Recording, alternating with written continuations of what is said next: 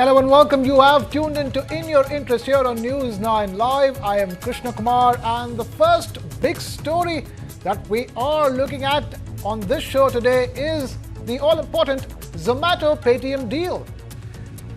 Now that deal has hit headlines as Zomato has moved to acquire Paytm's entertainment ticketing business. Now that business includes movie tickets, tickets for sports and for events, live events as well. And this deal is at a value of over 2,000 crore rupees. So what's the big deal over here? Well, Zomato is now aiming to branch out far beyond food delivery, diving deeper into the quote-unquote going out scene. So on the flip side, Paytm, which has been facing some challenges with all its diversification, wants to get back to its roots, focusing solely on its core business of financial services.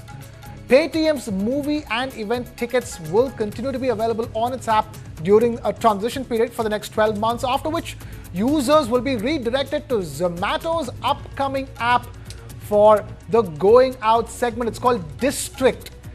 The market reacted swiftly to the news. Paytm shares shooting up initially by 5%, only to tumble back down and close 3% lower, while Zomato shares also took a small hit, ending the day down about 0.85%, nearly a percent in the red.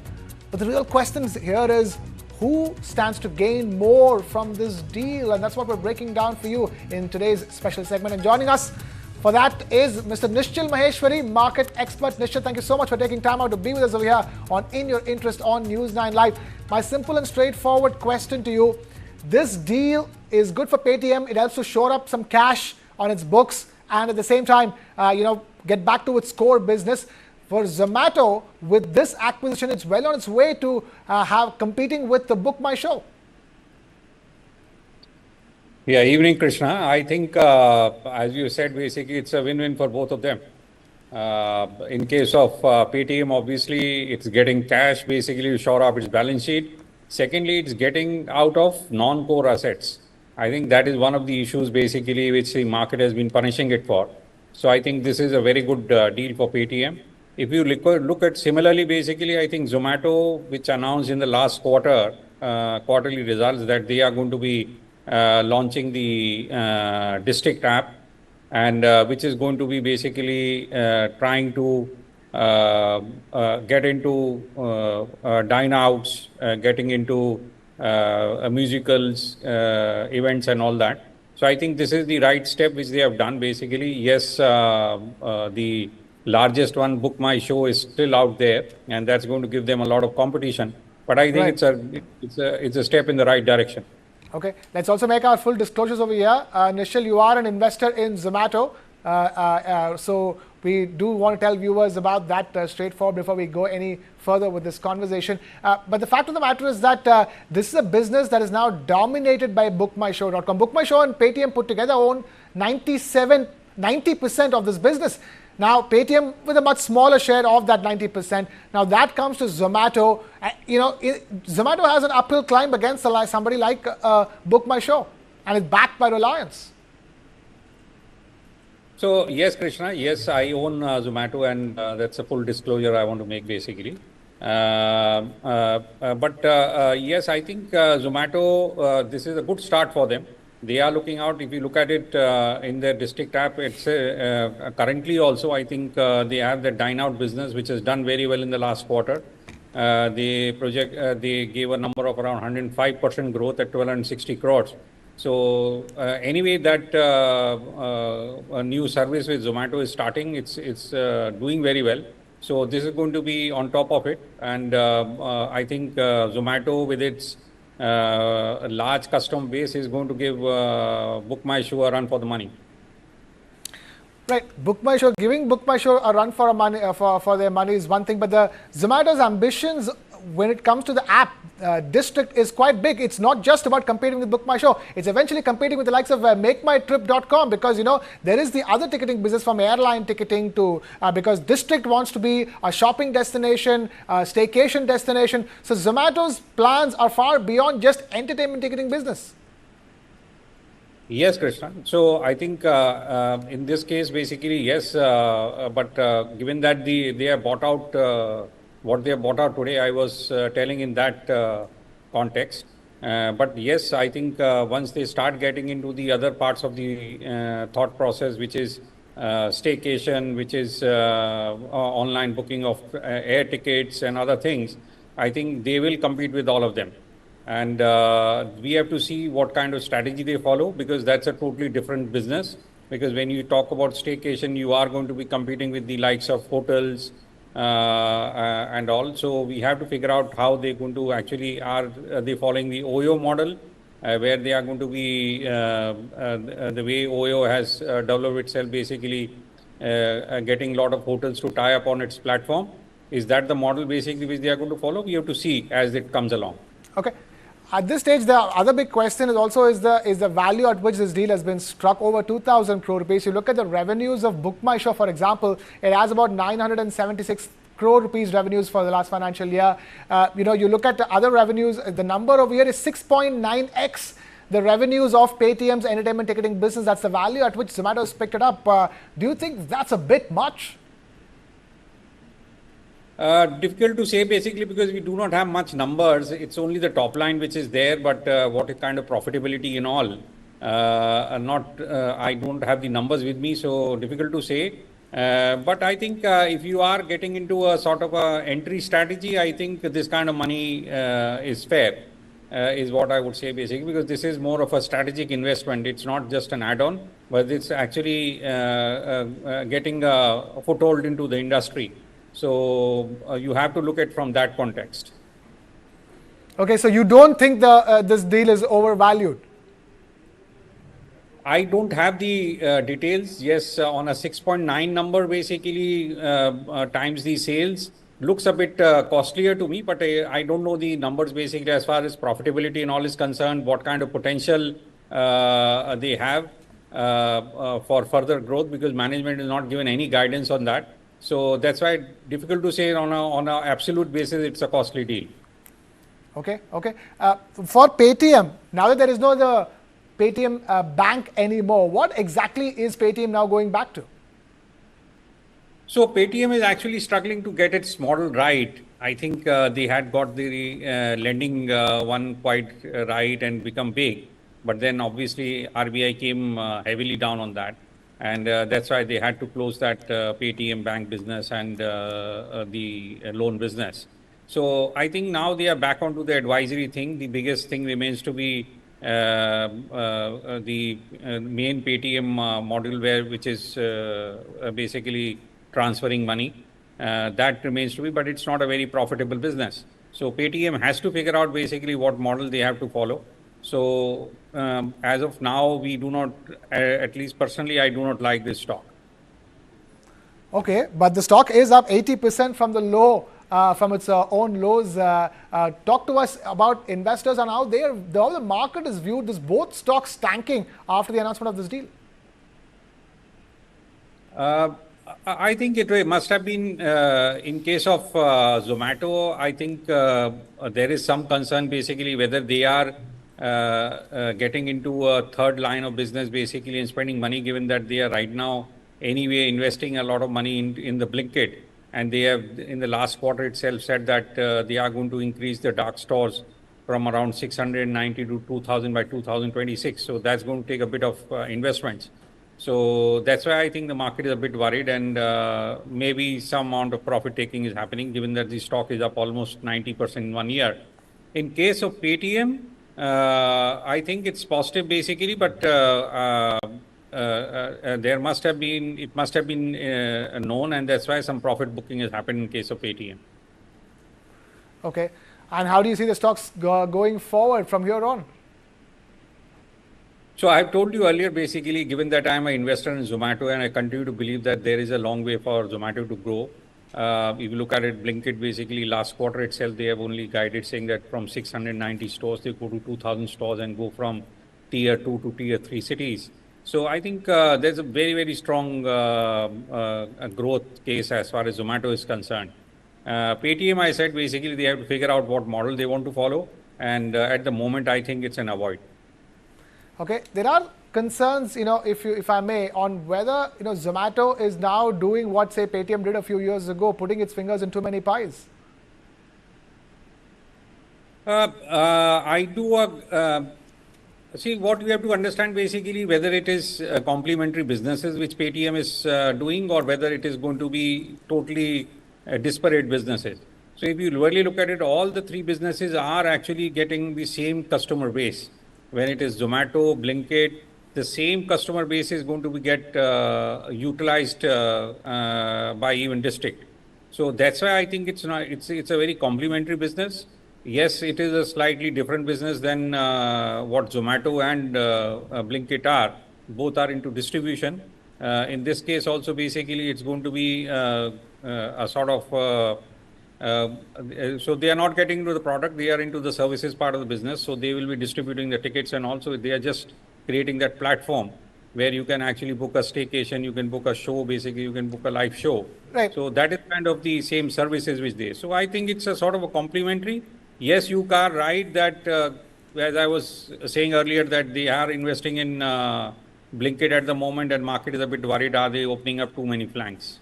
Right. The only question is that is it too much happening at the same time? Because on one hand, you have Zomato taking on Swiggy, Instamart with Blinkit, which is a business that is very difficult to break even and see profits in, which is the quick commerce business. The unit economics of the quick commerce business is still under huge question. But in the meanwhile, it's also simultaneously taking on the likes of Book My Show. So I don't think so. Blinkit is now fairly well established. If you really look at, they are at 60% market share. And the second player is obviously Swiggy's Instamart, and they are at around 20 or 24%, something like that kind of a market share. So between the two of them, they are still dominating the quick commerce business. Now, in case of quick commerce also, when they had gone out and bought this thing, market was really worried at the time of quick commerce because that's a large acquisition. If I remember it right, I think something like $400 million was spent for him buying the remaining stake. So this kind of so market was really worried, but I think the management has come out right because quick commerce has surprised everybody at the kind of growth. And if you really look at it, we have studied the dark store, individual dark store unit economics. And at a store level, basically, they are making as high as 20% kind of an ROE.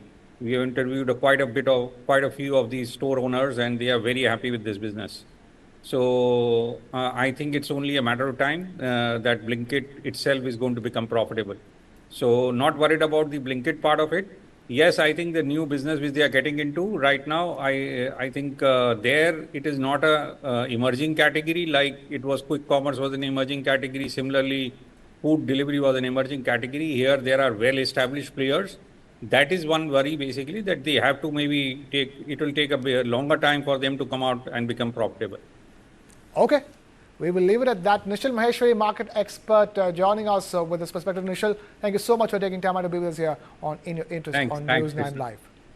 Thank you. And with that, we take a very short breather here on the show. We'll be back with lots more on sovereign gold bonds on the other side of this break. Stay with us.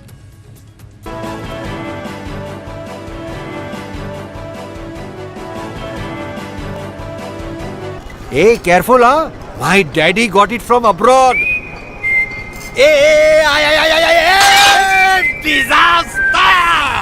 How will you pay for the loss now? In stock market, you should take risk as per your capacity and knowledge. Trade in options very carefully. Wow, Dikra! Absolutely perfect. Take risk with full understanding. So much good, so much good. Invest good. Not quite lived up to their pre-tournament billing, delivering a series of less than convincing performances. With 2 draws and a solitary win. Your son will be Messi. No studies, just football all day. Go, my son, go. Make my face shine through playing football. Not only your face, but also the country's. I will conquer the world by playing football. Come, let's go to Germany! World's largest football talent hunt, News9 Indian Tigers and Tigresses. In association with DFB Pokal, Bundesliga, BVB and India Football Center. Train and play matches in Europe. Register now and fly to Germany. IndianTigersandTigresses.com. How do you fulfill that promise Because ultimately expectations have to be met. If you look at the political landscape, is it really changing for women?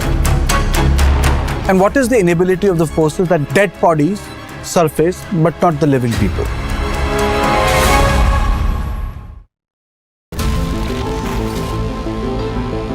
Joe Biden is not going to be the Democratic presidential nominee. I made my choice. Kamala Harris. She's experienced. She's tough. She's capable. I took on perpetrators of all kinds. Predators. So hear me when I say, I know Donald Trump's type. I am the one saving democracy. He has tapped into the fear and anxiety about demographic change in the US. This polarization in the United States. Some people are even suggesting that there could be a civil war. You are this unable to solve your own domestic problems. You have no right to claim to be anybody else in the world. And we're moving into a multipolar world where the United States will not lead.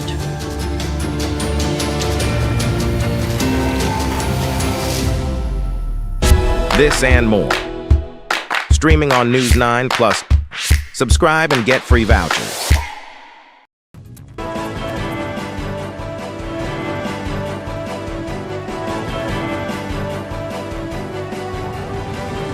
You're watching In Your Interest here on News9 Live. I'm Krishna Kumar. And the big question we're asking on the show now is it the end of the road for sovereign gold bonds or SGBs? Now, according to a source-based report by CNBC TV 18, the government may not sell any more sovereign gold bonds because it's a quote-unquote expensive and complex instrument. The Reserve Bank of India, bear in mind, teamed up with the Government of India and launched the Sovereign Gold Bond or SGB scheme back in the year 2015. SGBs were primarily introduced with the aim of curbing India's gold obsession by cutting down on gold imports and helping control the growing current account deficit and consequently give the economy a little boost. Instead of buying physical gold, you'd be buying a bond that's tied to gold prices. On top of that, you'd earn a fixed interest every year. If you hold on to the bond for 8 years, any returns you would make would be completely tax exempt. That's the advantage of SGBs. These bonds also moved in sync with the price of gold, just like the gold jewelry you would buy, and their issue price was based on the average closing price of the highest purity 999 gold for the last 3 business days before the subscription. Now that's the reason why SGBs always reflect current market prices for gold. For investors, it gave the option of putting money in gold without worrying about the storage and security aspects of physical gold. And also they get to earn a steady 2.5% interest every year on top of that. As for the government, it gets to raise money at a lower interest rate as compared to regular government bonds. And the SGB scheme did work initially for both the investors and the government. SGBs are great, bear in mind, when gold prices stay flat or rise slowly. But if gold prices shoot up, the government will have to pay out way more than what it expected initially. And that's exactly what happened. Between 2015 and 2024, gold prices in India have surged by a whopping 180%, which meant that investors not only got a fixed annual interest, but also had the value of their SGBs go through the roof. Since the year 2015, the RBI has issued 67 tranches of sovereign gold bonds, and investors have pumped in over 72,000 crore rupees. 4 of those gold bond issues have fully matured and the money has been paid back to those who bought the bonds. And RBI data on the 4 bonds that have matured so far suggests that sovereign gold bonds have more than doubled investor returns over its 8-year tenure. The last SGB was announced back in February at around 6,263 rupees per gram, and gold prices are currently over 7,000 rupees. According to the latest budget documents, the government now owes investors 85,000 crore rupees, a figure that has gone up nearly 9 times from the less than 10,000 crores at the end of March 2020. Apart from all the financial strain that the SGBs are causing, they've also not served the purpose for which they were launched. Despite the runaway success of SGBs, gold imports continue to surge unabated. Now, World Gold Council data says that the first half of the year, gold imports have surged by 16%. Not surprisingly, the government and the RBI don't see a reason to continue with sovereign gold bonds anymore. We have my colleague Suyash Maheshwari now with us in the studio. Suyash, I mean, it's cut and dry for the government, isn't it? The more sovereign gold bonds it issues, the more money it has to pay back to investors. And already the bill is racked up to 85,000 crore rupees. Certainly, Krishna, and I completely agree with you. You know, the sources have claimed that the SGBs, the sovereign gold bonds, are complex and expensive. I think we need to focus on the expensive part of this claim coming from the sources. I mean, as you rightly pointed out, they owe 85,000 crore to investors. Now, let's just dial back a little and see how investors actually make money from sovereign gold bonds. So, apart from the capital appreciation, which, the profits that you make from gold prices going up, you also earn interest rates on SGBs of about 2.5% per annum. So, there are two benefits. One, capital appreciation, and the second is, of course, interest, which does not happen for the physical metal. The gold prices, they are non-interest bearing assets, but SGBs, they offer interest rates. So two benefits there. Third benefit, of course, that you don't have to store gold in your houses. You don't have to worry about getting robbed. It's just a paper that gives you ownership of gold. So I think for investors, I think that could be a big loss. Yeah, big loss for investors who the first 4 sovereign gold bond investors have doubled their returns. We have Kunal Shah, Head of Commodities Research at Nirmal Bang, now joining us live on the broadcast. Kunal, thank you so much for taking time out. Simple question. This seems like a boon for investors, but not quite that for the government, and looks like, the boon is going to be taken away from the investors by the government. Yeah, it's been a boon for investors. Like you rightly pointed out, people have made a tremendous amount of return. I remember the early times when the SGB trans was trading at 37,000 rupees, and right now gold prices are at 72,000 rupees. And in fact, you also have to consider that we've seen a 9% duty reduction. In spite of that, gold prices are still trading at 72,000 rupees. So tremendous return investors have got in gold, and especially in SGBs. Apart from the return, what they've got 2.5% interest. So yes, the key reason why government started is that the government didn't want investment demand of gold to really bother our currency and the overall trade side, because India's gold import has been soaring from years. So the ideology was to do the development with the money and also to curb the gold imports. So so far none of them has worked. In fact, gold imports have been rising. And now with the duty reduction, it's going to rise exponentially going forward. And as far as other factor is concerned, we have not seen any abatement in the trade flows. So I think the kind of returns what investors got was great, but the government had to pay more. I don't know what they do with it, whether they hedge it on the international platform or with some investment banks. They must be doing some of the other things, but they don't reveal it. If they're doing hedging, then I don't think so the losses will be big. But if they are not hedging or anything like that, then I think it's not going to be a good news for government. Right.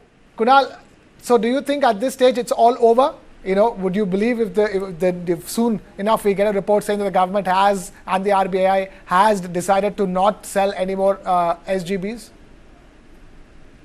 I think it all depends upon what is the road forward. So the ideology which they had, that they want to curb the investment demand by offering this kind of product, and with the money what they are getting, they can use it for the development or whatever. So on one side, if you see, Indian central banks also has been on a buying spree of gold.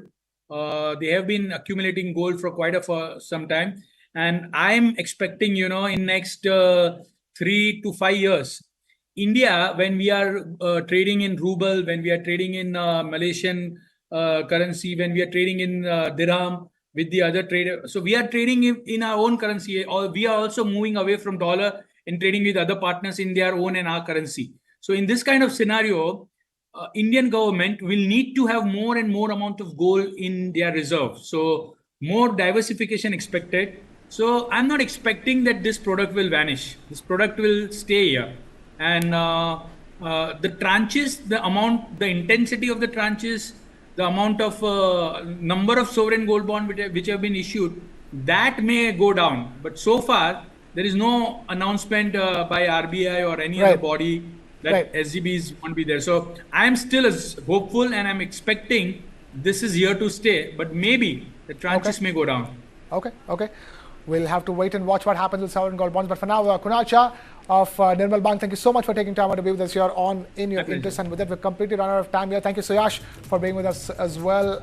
With that, we wrap things up on this edition of In Your Interest. Thank you so much for watching. This is Krishna Kumar signing off.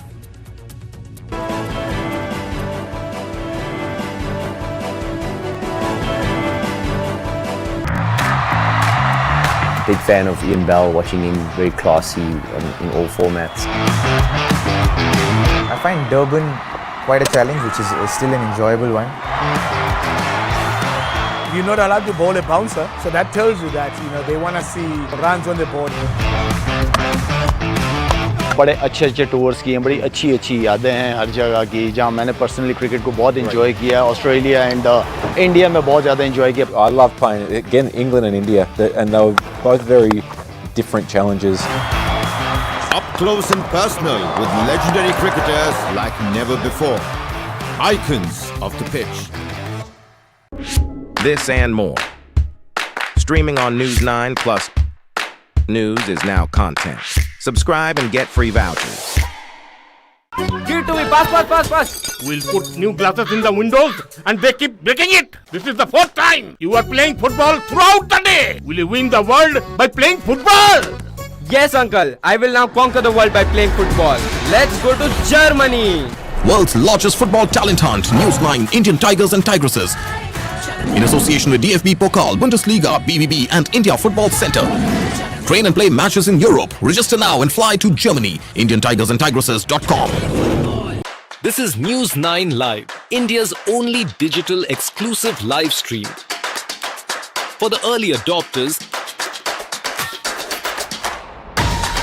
bringing you the news 24/7. For the smart audiences on the smartest TVs. News9 Live.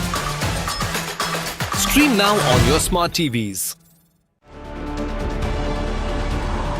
This was the kind of terrain that mountaineers basically climb on. You're talking of peaks of 15,000 and 16,000 feet. You have trouble breathing, the cold, the high altitude, the dizziness, the enemy staring at your face. And in some of those cases, the Pakistanis were not even expending ammunition. They were throwing rocks at the Indian soldiers. That's how close it was.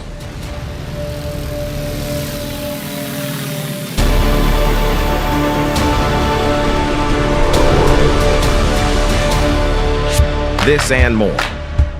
Streaming on News9 Plus. Subscribe and get free vouchers. One of my friends was residing here. Every rainy season, he will take his mom, or otherwise even the dog also, pet dog also, he will take the pet dog and go to the resort, which is at Banasura Sagar Dam. This time around, he didn't. So, completely washed out. There is no idea about my friend. हमारा family में related family था और उसके relation में तकरीबन 20 लोग मरा हुआ. अभी हमको पता नहीं सलाह भी मिलेगा नहीं मिलेगा. अभी 5 दिन हो गया.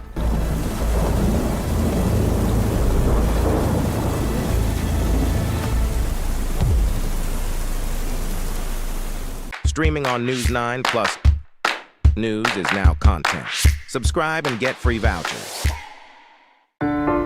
In the heart of New York, an Indian spectacle unfolds. Step into the world of the Elite Saga. Featuring influential Indians who've rocked the globe. From culinary geniuses. This has been nothing less than a dream. To the wisdom of sages. And which is why success can never be spelt without you. Discover the stories behind the stars. Experience the magic behind the scenes. At the first Indian event at the Statue of Liberty. Watch the Elite Saga streaming only on News9 Plus. Download now.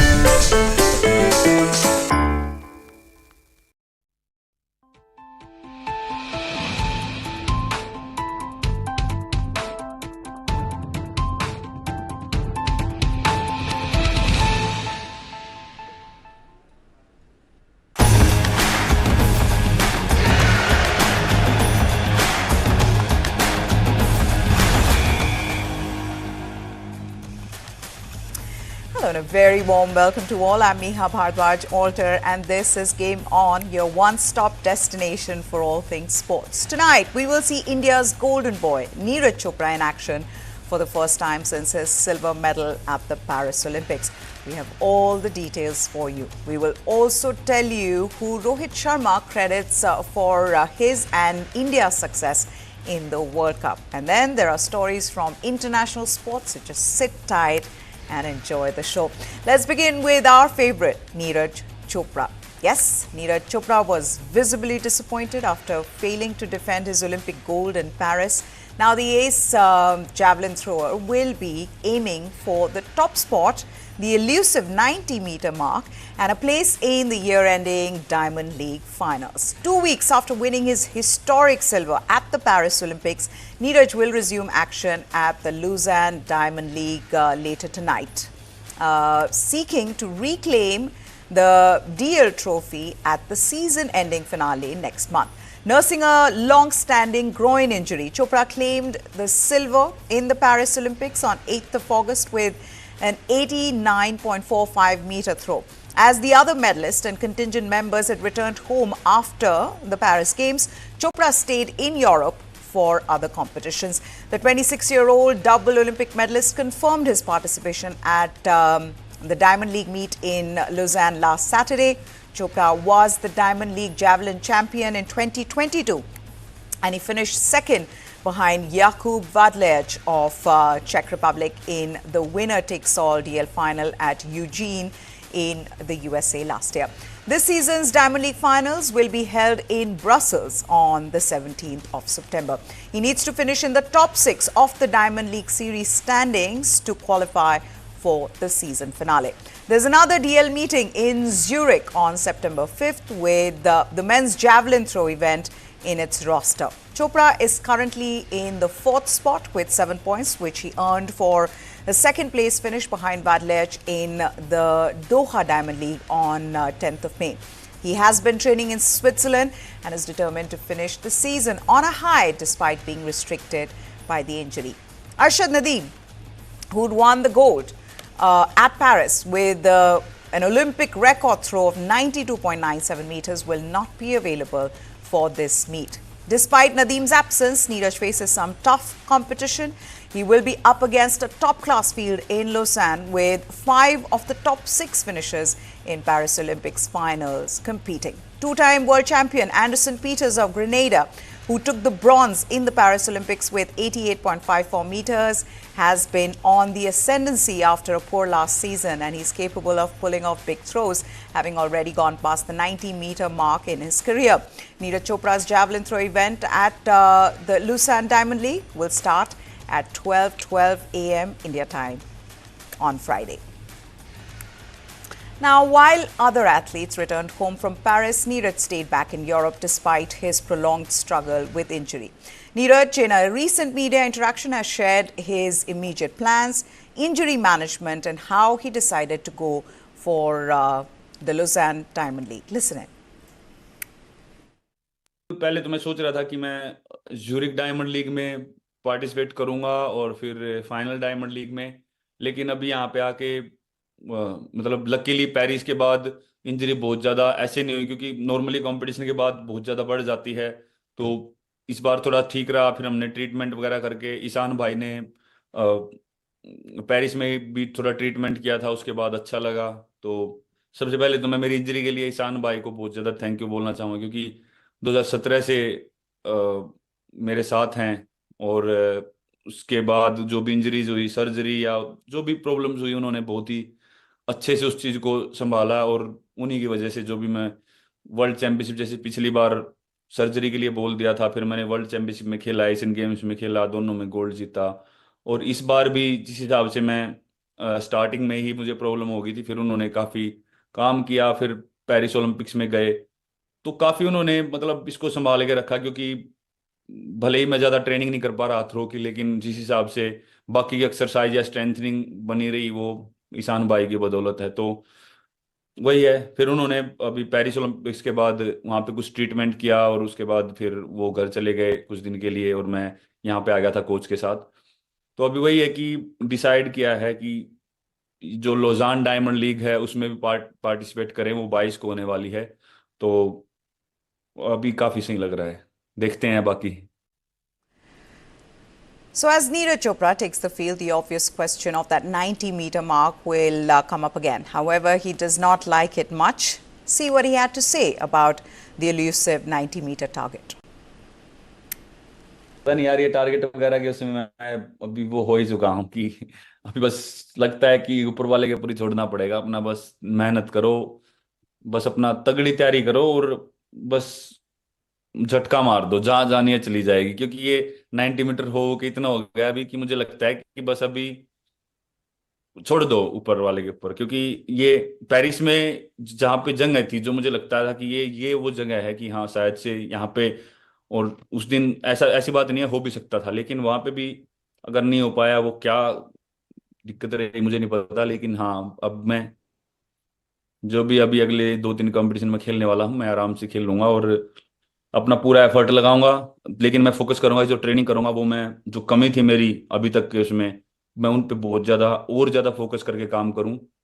और बस फिर अभी जो भी लगनी है, अभी बस 2-3 कंपटीशन अपने पास इस साल के, तो उनके ऊपर छोड़ दिया मैंने। Even if Nadeem's not there, the competition will not be easy for Chopra, who's also carrying an injury. Here's an interesting stat to show how Neeraj and the 5 others who will be challenging him in Lausanne have fared in Paris. While Chopra won silver with an 89-meter plus effort, only 2 of the other 4, Anderson Peters of Grenada and Czech Jakub Vadlec, have gone past the 88-meter mark. Julius Ego of Kenya and Germany's Julian Weber have recorded their best throws at Paris at 87.72 and 87.40 meters respectively. Ego's 87.72 meter was also his best performance this season. Neeraj has been consistently breaching the 89-meter mark, and the best 5 throws in his career have all been on the better side of 89 meters. He'd missed the 90-meter mark narrowly at the Diamond League in Stockholm, where he went up to 89.94 meters. In Paris 2 weeks ago, Neeraj had his season's best throw for the silver. His solitary throw in the game's qualifying round was 89.34. Then the Tokyo Olympic gold medalist also went past 89 at the Pavo Nurmi Games and the Lausanne Diamond League last year.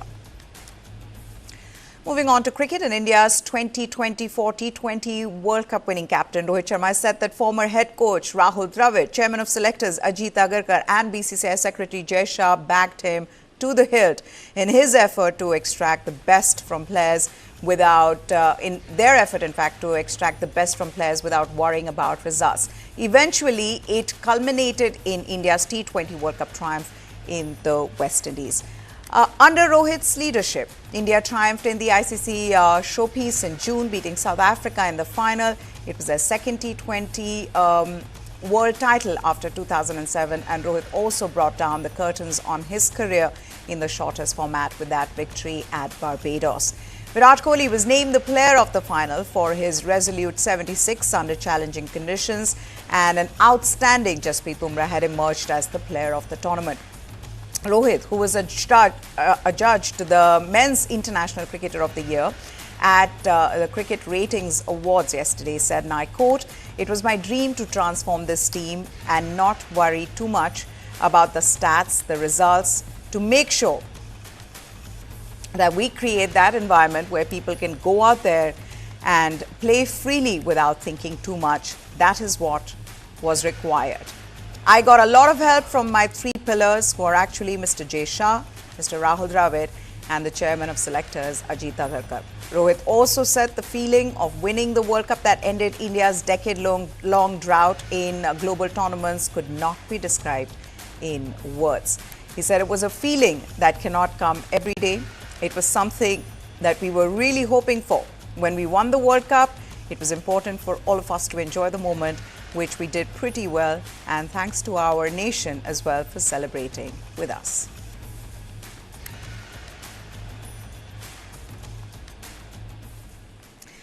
Now, Now, the team's assistant coach, Ryan ten Doeschate, was candid in his admission that the desire to do well overseas has dented India's batsmen's ability to play spin, and his immediate task is to make them adept in it again ahead of an important season that features 5 test matches at home. Traditionally strong against spin, India lost 27 wickets against Sri Lankan tweakers in the 3-match away ODI series earlier this month, which they lost 0-2. It was India's first bilateral ODI series defeat against Sri Lanka in 27 years. Ryan ten Doeschate said, and I quote, "We got undone against Sri Lanka. The mindset of India has been such that they've been so desperate to do well overseas. The focus has moved to doing well in Australia and England. We've kind of let playing spin, which was always a strength of the Indian team, fall back a little bit. That's one thing I'm looking forward to helping with, getting to that position where Indians are the best players of spin in the world again." Doeschate, a former Netherlands all-rounder with considerable coaching experience around the world, said playing spin is about making a mental shift rather than bringing about major technical changes. He added, and I quote, "I don't think much of what we are going to bring is technical knowledge. It's more about mindsets, situational awareness, and how we think they can control certain phases of the game. We need to throw ideas out there, debriefing and keeping the mental space really good. That's going to be really important."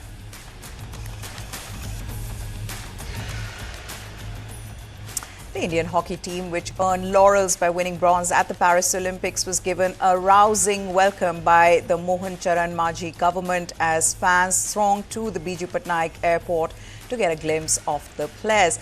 They held a mega roadshow from the airport to the Kalinga Stadium. A grand celebration took place at the Kalinga Stadium to mark India's victory in the Paris Olympics. On reaching the airport, the Indian hockey team was greeted with the beating of gongs and drums, along with folk dancers. Artists were performing chow and gumura and different forms of tribal dances while greeting the players. Later in the afternoon, as you can see in those pictures, Chief Minister Mohan Charan Majhi felicitated the Indian hockey team members at Odisha Secretariat. The Chief Minister handed over 15 lakh cash awards to each member of the hockey team, 10 lakh to the support staff, and 4 crore to defender drag flicker Amit Rohidas. A special award of 50 lakh was given to PR Shajesh for his lifetime contribution to Indian hockey. Majhi assured that the Odisha government would continue to support the Indian hockey team. After their felicitation at Odisha Secretariat, they reached Naveen Nivas to thank Naveen Patnaik for supporting Indian hockey. Now, Odisha has played a vital role in resurgence of Indian hockey. The state has been sponsoring Hockey India since 2018. Odisha has also provided state-of-the-art infrastructure for hockey team and played host to numerous international tournaments. Acknowledging the contribution, Harmanpreet Singh thanked the Odisha government and also shared sentiments about winning the bronze medal in Paris. बहुत खुशी हो रही है और जब भी उड़ीसा आते हैं तो इतना ही प्यार मिलता है और इस बार और ज़्यादा प्यार मिल रहा है और आई थिंक जब भी यहाँ पे टीम आती है चाहे खेलने आए चाहे मेडल के बाद आए हमेशा अच्छा लगता है, बहुत रिस्पेक्ट मिलती है और बहुत अच्छा लगता है। One of the best facilities हैं यहाँ पे और अच्छे स्टेडियम हैं, अच्छी ग्राउंड्स हैं और डे वन से इतनी सपोर्ट मिल रही है उड़ीसा गवर्नमेंट की और इतने बड़े मेजर टूर्नामेंट को यहाँ पे करवाना, क्राउड को साथ में जोड़ना और क्राउड की सपोर्ट होना बहुत बड़ी बात है और मैं बिहाफ ऑफ माई टीम मैं सब उड़ीसा गवर्नमेंट को थैंक यू बोलना चाहूँगा जो इतना सपोर्ट कर रही है हॉकी को। बहुत क्लोज मैच था, आई थिंक हमने चांसेस बहुत सारे क्रिएट किए हैं बट आप बोल सकते हो लक नहीं था, आउट ऑफ टारगेट गए हमारे थोड़े chances but I think same bronze medal हमारे लिए बहुत इंपॉर्टेंट था। लास्ट मैच होता है टूर्नामेंट का और जीतने पे बहुत खुशी मिलती है और हमारी यही कोशिश थी कि हम अगर जो हम ड्रीम लेके गए हैं और नहीं पूरा हो सका है बट हमारे पास स्टिल ब्रॉन्ज मेडल है तो हम वही माइंडसेट से गए थे कि हम जीत के निकलेंगे बाहर और आराम बैक टू बैक मेडल जीते हैं, बहुत बड़ी बात है हमारे लिए। India's Archana Kamath, who represented India at the Paris Olympics, has decided to step away from the sport of table tennis to focus on her education. Archana has opted to pursue higher education abroad instead of continuing with her table tennis career. The 24-year-old was part of the Indian women's table tennis team that reached the quarterfinals in Paris. It was the first time that the Indian team had managed to advance past the round of 16 stage at the Olympics. However, India's campaign came to an end after suffering a 3-1 loss to Germany. Archana, ranked 122nd, secured the only win over world number 38 Shan Shiona in the last date for the country. Archana clinched her first national title in 2018 and finished a respectable fourth at the 2018 Youth Olympics in Buenos Aires. She won the women's doubles crown at the WTT Contender Lascaux 2021 with Manika Batra and won the WTT Contender Lagos 2024 women's doubles event with Shrija Akula. In 2022, Archana Kamath rose to a career high, world number 4 in the women's doubles ranking with Manika Batra. She had recently completed her master's degree in international relations, strategies and securities, and she was also influenced to pursue higher education abroad by her brother, who works at the National Aeronautics and Space Administration in the USA. Right then, let's move on to football. Chelsea have signed forward Joao Felix from Atletico Madrid on a 7-year deal. The Premier League club had informed on Wednesday.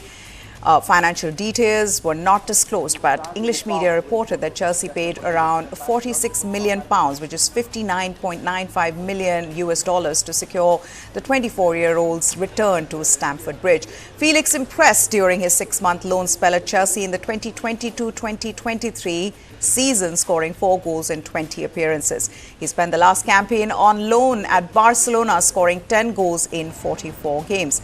Atletico signed Felix from Benfica in 2019 for a club record fee of €126 million. He scored 34 goals in 131 matches and helped them win the La Liga title in 2021. Felix, in a statement, said he's really happy to be back at Chelsea and said that he wants to quickly get started. He also has spoken about how he's seen familiar faces from the last time that he was here, and he thinks that that is always nice. Chelsea plays Swiss side Servette in the Europa Conference League playoff stage on Thursday before visiting Wolverhampton Wanderers in the Premier League on Sunday. Another German legend hangs up his boots. That's right, German goalkeeper Manuel Neuer. He has announced his retirement from internationals on Wednesday after playing 134 matches for his country since 2009. The 38-year-old Bayern Munich player had won the Golden Glove when Germany won the World Cup in 2014. He is the latest Die Mannschaft player to hang up his boots after the recent retirements of teammates Toni Kroos, Thomas Müller and Ike Gundogan. This is what Neuer wrote on his Instagram. Today marks the end of my career with the German national football team. Anyone who knows me knows that I didn't take this decision lightly.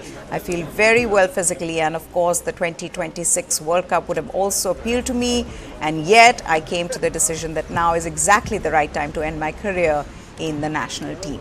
Germany's National Soccer Federation, DFB, said Neuer was one of the greatest goalkeepers of all time, saying he had changed the game of goalkeeping and that he will be missed for his camaraderie, dedication and the fact that he's inspired not just his fellow players but millions of fans around the world. Neuer's club, Bayern, with whom he's won 11 Bundesliga titles, 2 Champions League titles and 2 Club World Cup titles, begin their league campaign at Wolfsburg on Sunday. Atletico Madrid unveiled their summer signings to adoring fans at the Estadio Metropolitano on Wednesday. Diego Simeone's side spent big to bring in Argentine forward Julian Alvarez from Manchester City for a reported fee of €75 million, which is $82 million plus €20 million in potential add-ons. At 24 years old, Alvarez won 2 Premier League titles, a Champions League and an FA Cup during his 2-year stint in England, having lifted the Copa Libertadores with the boyhood club River Plate in 2018. Alvarez has also won the World Cup and Copa America with his national team.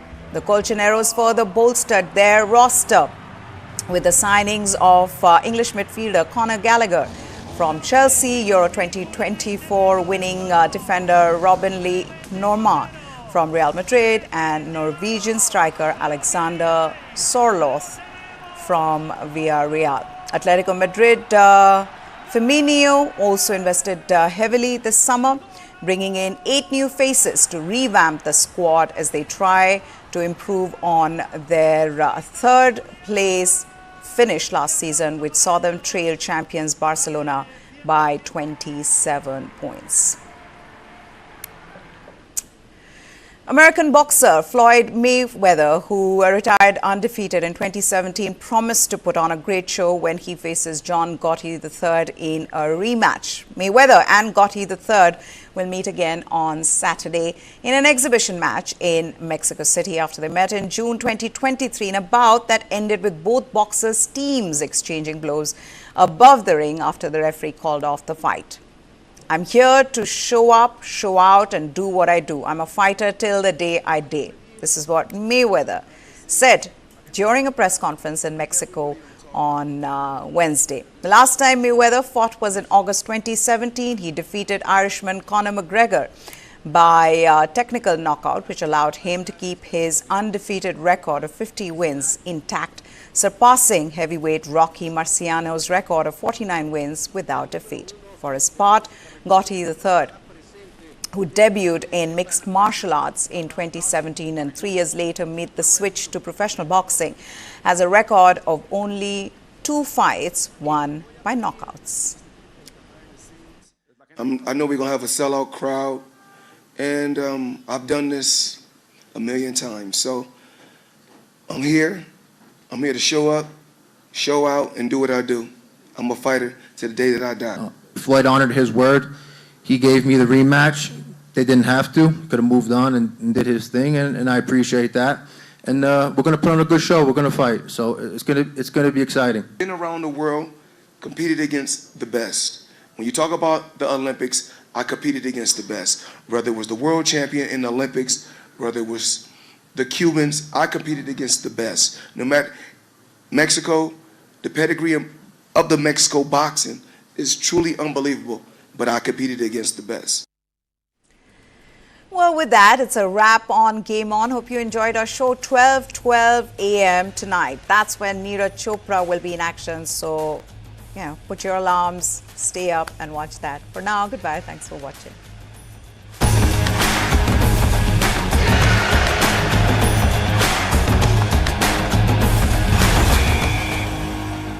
Fast. My God, isn't she your daughter? Yes. She's playing football. This is boys' game. Make her study. If she doesn't get a good job, she will get a good match. Will you win the world by playing football? Yes, auntie. My daughter will win the world by playing football. Let's go to Germany. World's largest football talent hunt, News9 Indian Tigers and Tigresses. In association with DFB Pokal, Bundesliga, BVB and India Football Center. Train and play matches in Europe. Register now and fly to Germany. IndianTigersandTigresses.com.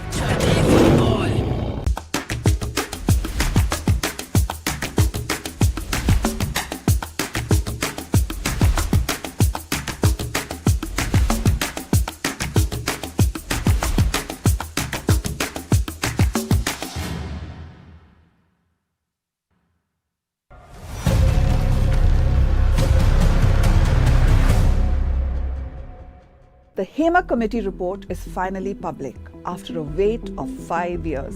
It has exposed the sexual abuse of women and discrimination rampant in Malayalam film industry. However, the report has been redacted. The names of about 15 perpetrators have been hidden. Who are being protected? What has the HEMA Committee report revealed? News9 Plus decodes. Let's go back to why HEMA Committee report was formed in February of 2017. A female actor who has worked in Tamil, Telugu and Malayalam films was allegedly abducted and molested in her car. There were 10 accused in the case, including actor Dilip. He was arrested, sent to jail and released on bail. The case is still pending. The committee was formed when Women in Cinema Collective submitted a memorandum to the Kerala Chief Minister after the attack. Justice K. Hema, actor Sharda, and former IAS officer K.B. Vatsala Kumari were part of the committee. The objective? To study issues of sexual harassment and gender inequality in Malayalam film industry. The committee's report was submitted on December 31st, 2019, but it was not released until now. What are the biggest highlights of the report? The report has officially exposed the existence of casting couch in the industry.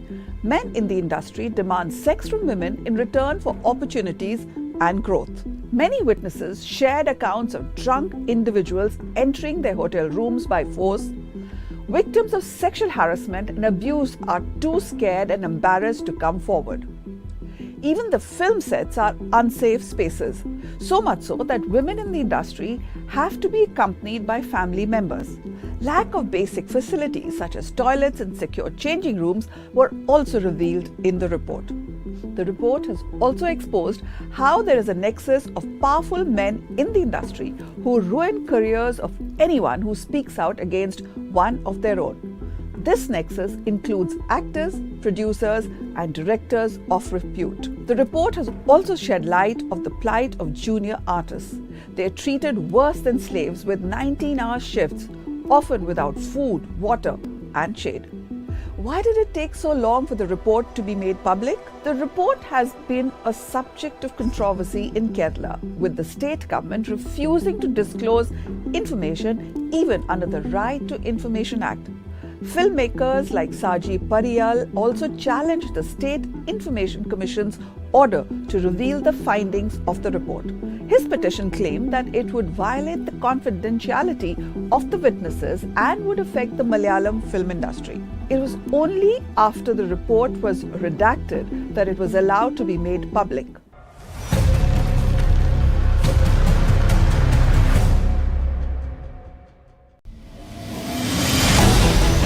Why is the state not looking at putting an embargo on that? As a Telangana person, I will not accept. How do ordinary folks deal with this?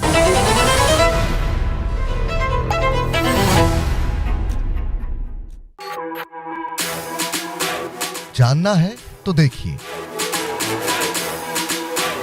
समझना है तो सुनिए, सीखना है तो पूछिए, और कमाना है तो खरीदिए। जानकारी, सलाह और निवेश सब एक ही सुपर ऐप पर। पैसे का सवाल है तो जवाब है Money9। आजादी पैसे की, अभी डाउनलोड करें।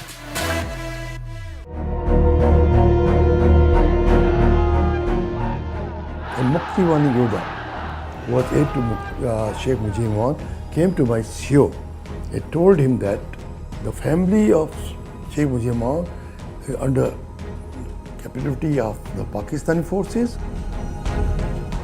The first lady came with Sheikh Mujib and she embraced me and said, the God, the Allah has sent you to save us. Modi ji and the Hasina. During talk, she brought out this point again that Major Ashok Tara of Indian Army said me, my mother, my sister, my brother, we got independence on 17th December because of Ashok Tara.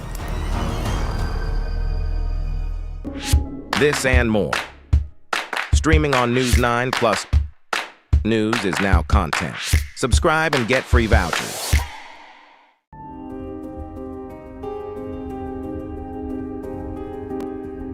It's said that out of 7 diamonds across the world, 5 are cut and polished in India. Don't forget, US is the largest consumer of, polished diamonds and the diamond jewelry, and that has taken a big beating for multiple reasons, but largely because of the consumer spending going down on these items, and that's essentially what has hit the diamond industry. We are at a brim where you see not just one, but multiple very strong global brands coming out of India, and we will make a global mark, and I'm convinced about that.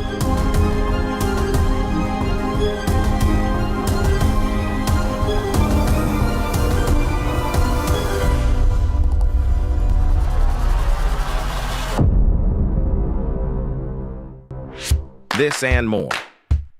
Streaming on News9 Plus. News is now content. Subscribe and get free vouchers.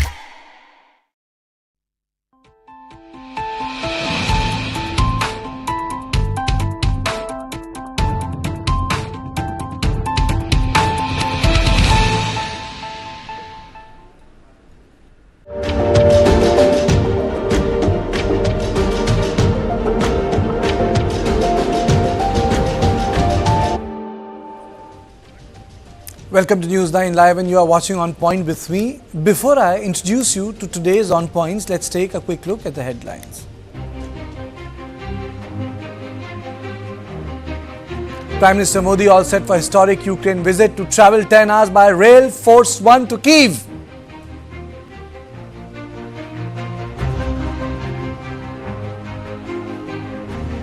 Prime Minister Modi meets Polish Prime Minister Donald Tusk and decides to transform India-Poland ties into strategic partnership.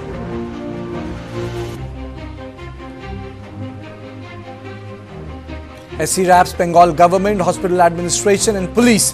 CBI tells Supreme Court there was a cover-up attempt and crime scene was altered.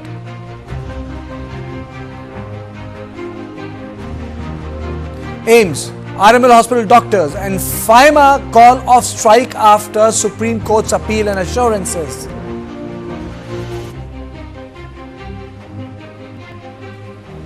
Mamata Banerjee writes to Prime Minister Modi seeking stringent legislation to deal with incidents of rape.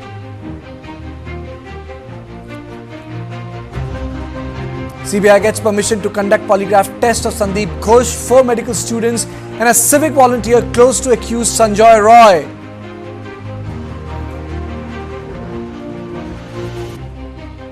Rahul says India alliance on track in J&K. Farooq Abdullah says seat sharing deal finalized for all 90 seats between Congress and NC. Priority in the Congress party and also in the India government to restore statehood to Jammu and Kashmir as soon as possible.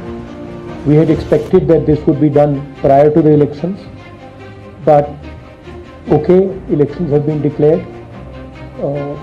It is a step forward and we are hoping that statehood would be restored as soon as possible and the rights of the people of Jammu and Kashmir, democratic rights, will be restored to them.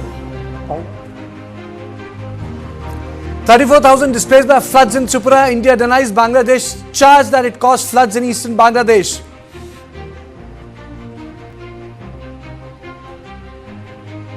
Putin says Ukraine tried to hit nuclear power station even as Zelensky visits the border region for the first time since Kursk incursions.